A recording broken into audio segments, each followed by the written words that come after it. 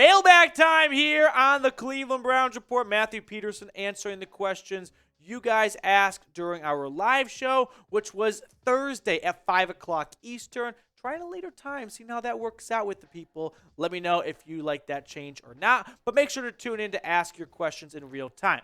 We got some questions coming up via mail, super chat and the live chat. Michael Warnecki with a $10 super chat. Should we trade down in the draft for a second round, switch 2/3 and a 4th and a 5th for our 2nd and a 7th? That's a lot of picks moving around, but if I could simplify it, I'm never opposed to trading back. I don't think the Browns have the ammunition to move up in the draft, right? Get closer to round 1. They are probably just don't have the bullets in the chamber to pull off a move like that. They could theoretically bundle their 2nd, their 3rd, their 4th, and move up a couple spots.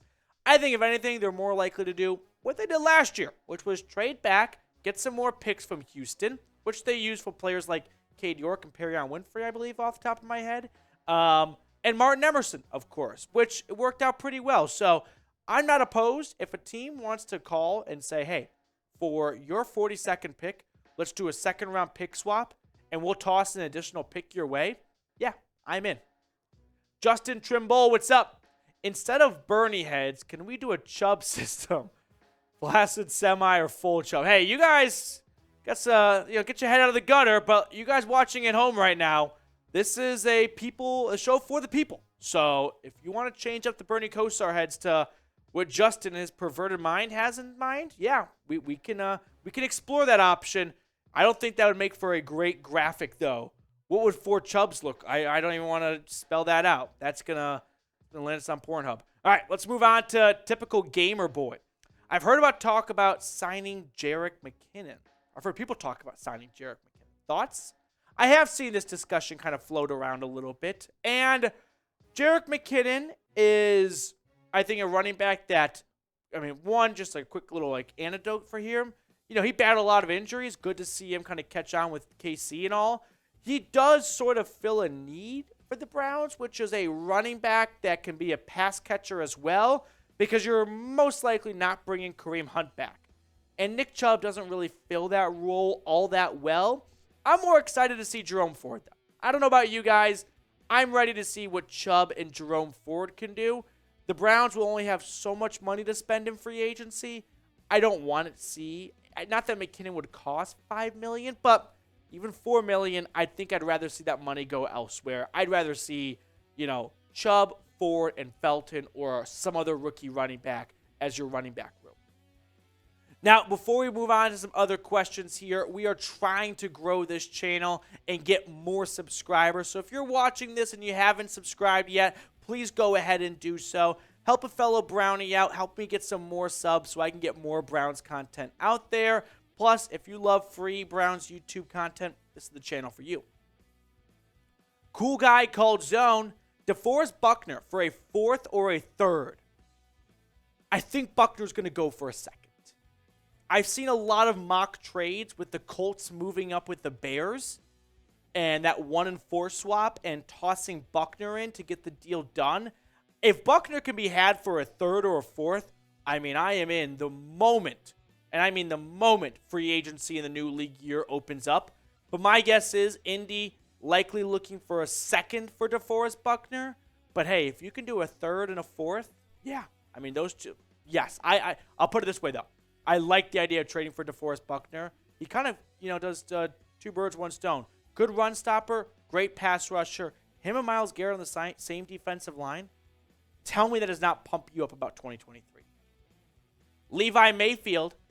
What will you do if the Browns actually pick up Daron Payne? I think it can't be a polar plunge because that's associated with negative stuff. If the Browns pick up Daron Payne, I think we got to do a 6-hour live show, something outlandish like that. You know what I mean? Just to keep the good times rolling, celebrate a huge splash in free agency. Comment how long you think we should do a live show for. I think 6 hours might not sound like a lot of time, but you imagine standing talking to a camera for 6 hours. It's going to add up mentally, but I like this question. I'll brainstorm on it. Appreciate it, Levi. Brandon, In 2027, when Deshaun Watson is a free agent, do you think the Browns will re-sign him? It really depends on how 2023, 4, 5, and 6 go, Brandon. I sure hope so, because that likely means things have gone well in Cleveland. That's impossible to answer right now. I'll tell you this much. You don't trade all that much for someone for just 5 years, though. So I'm sure the Browns are already preemptively planning on re-signing him, but we'll have to wait and see for the next 4 years to go by. Now, hey, if you are watching this later and you're unable to tune in during our live shows, which are Thursday afternoons, we'll use hashtag Browns in the comments section below, and I'll go down to the comments section and answer all the questions you have. Joshua Miller next up. Chubb and Hardman equals stiff competition. I do like the idea of signing Mecole Hardman, not for any perverted reasons like Josh has. I think Mecole Hardman offers a lot of speed, and I'm not interested in, yes, trading for DeAndre Hopkins or Brandon Cooks would be cool because those guys are great. But in terms of actually checking the box without breaking the bank, I think Mecole Hardman does that for you. Plus, let's not act like the Browns don't have good receivers. Amari Cooper's awesome. Donovan Peoples-Jones is ascending. I don't think this team is a DeAndre Hopkins away from going above and beyond. They've got superstar talent at quarterback and wide receiver. They just need speed to balance things out. Jonathan Mann, for my last super chat, Elijah Moore, Parris Campbell, or Darius Slayton? I'm going to go Elijah Moore. I was big on Elijah Moore when he came out of Ole Miss, and he had a good rookie season with the Jets. For whatever reason, he was sort of phased out this past season. Bringing back Braxton Berrios and drafting Garrett Wilson didn't help all that much. But Elijah Moore, in my opinion, is probably the highest upside of these guys. He's got that speed component as well. Slayton has gotten the best stats of them because he gets the most targets because there's no one else in New York who can play receiver. Campbell was good this past season on a horrible Colts offense. But, if I'm, fuck one, marry one, kill one, I think I'm killing, that sounded mean, but you get the gist here. Moving on from Slayton, Effin Campbell marrying Elijah Moore.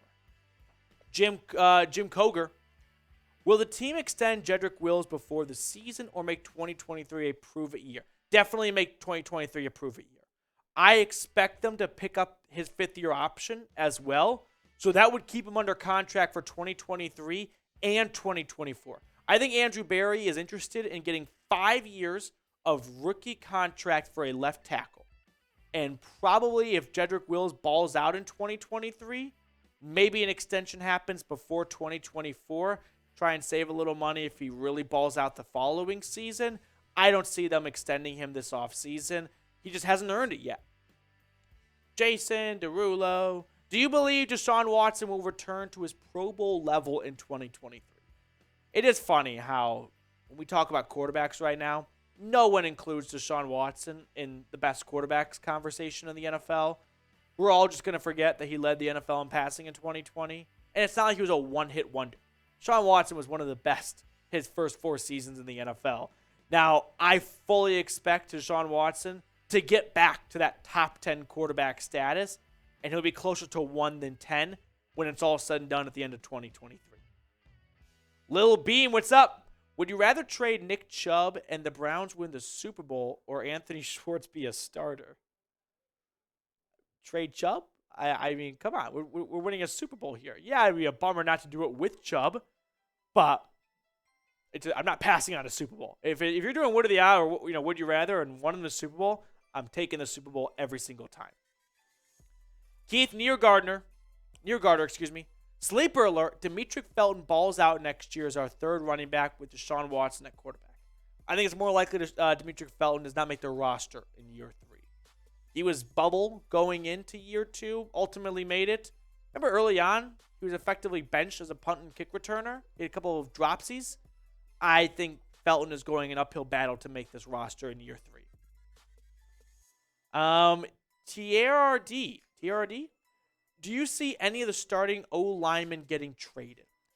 Let's go from left to right. Jed Wills, Joel Petonio, Nick Harris / Ethan Posick, Wyatt Teller, Jack Conklin. The only one that has The only two that I could say getting traded would be Jed Wills if a team calls, say, like the Chicago Bears, right? They want to protect Justin Fields, and they think they can get Jedrick Wills for less than a first-round pick and believe he's got first-round pick talent. I could see that. Wyatt Teller had a bit of a down year last season, and he's got a big cap hit this year. So that could be someone maybe they try and include on a trade if Andrew Berry is adamant about getting a receiver, but he doesn't want to give up his second-round pick to do so. So he does like Teller and a third or something.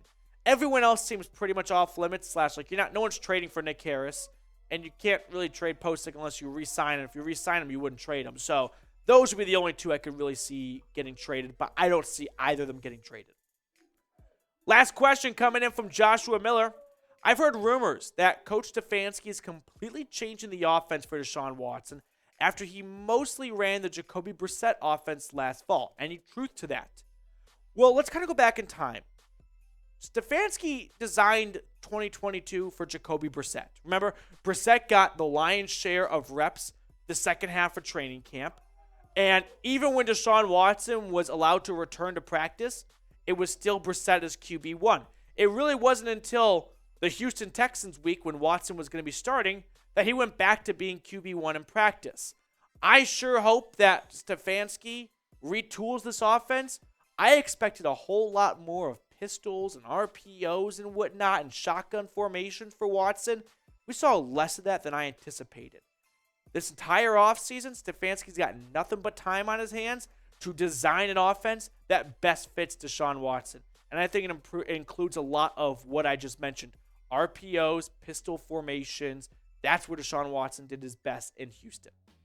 If you made it to the end of the video, I'm taking a quick break here from the Name a Random Browns player. I just want to show some friendly love to the Pittsburgh Steelers. Spam F-Pit in the comments section below if you hate the Squealers and you want the Browns to sweep them in 2023.